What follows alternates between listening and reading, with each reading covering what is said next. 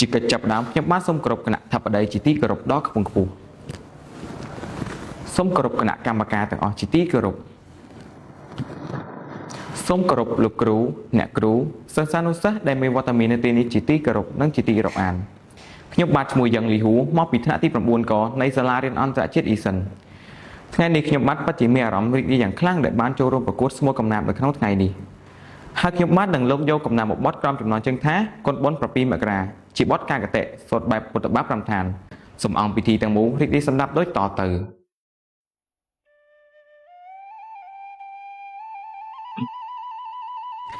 មេសាចិន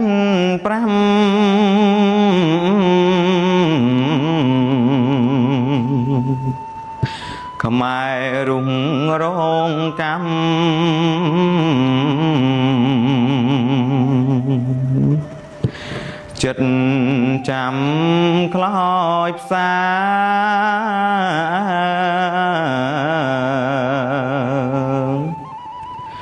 ពលពតសំឡាប់ផ្ដាច់ផ្ដិលសង្ខាបងអត់អាហាធ្វើការអត់ស្រានគុកអត់ជន់ជាង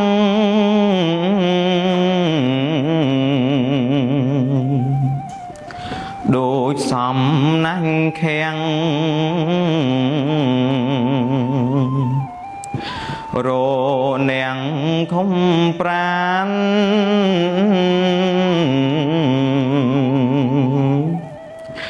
វាំងពុះហែកសាច់ចិត្តដាច់ហួស្មានក្លៅដូចចាដេរឆានសាមានអាប់ប្រៃចាប់ចងចាំងកម្មអាកោសំឡាប់ខ្មែរស្លាប់ពេញដី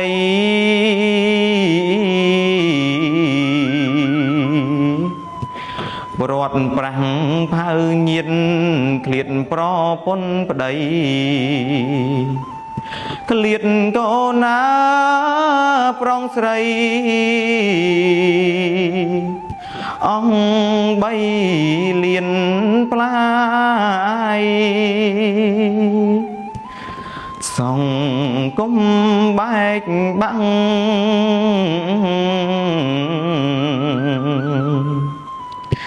ពុងខ្លៅឡើងសាំងអ្នកចេះខ្ចាប់ខ្ចាយ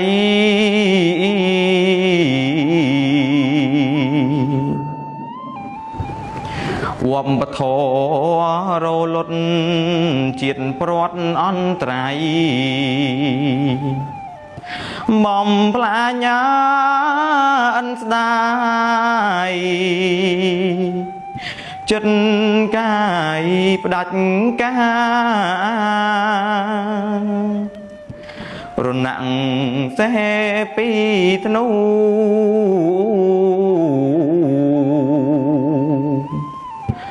រួបរួមកិនគូតស៊ូបដញ្ញា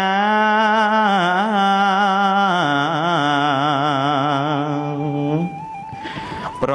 ឆាំងខ្មាំងក្បត់ចាកតសៅវតាដើម្បីអាកាមេរ៉ាស្ដាជាតិទឹកដី7មករា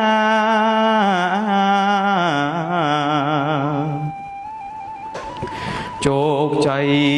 អង្ចា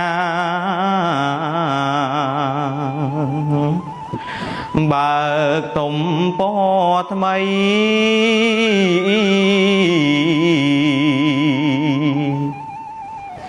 ដោយបាំងប្រជាសម្ដេចទាំង3ខេមរាប្រងស្រីផុតពីទុក្ខធ្ងន់ជាចុងបញ្ចប់ខ្ញុំបាទសូមអរគុណដល់អង្គពិធីទាំងមូលដែលបានយកចិត្តទុកដាក់ស្ដាប់ខ្ញុំពីដើមរហូតដល់ចប់សូមជូនពរដល់អង្គពិធីទាំងមូលជប់តពុទ្ធពរទាំង4ប្រការអាយុវណ្ណៈសុខៈពលៈកុំបីឃើញឡើយសូមអរគុណ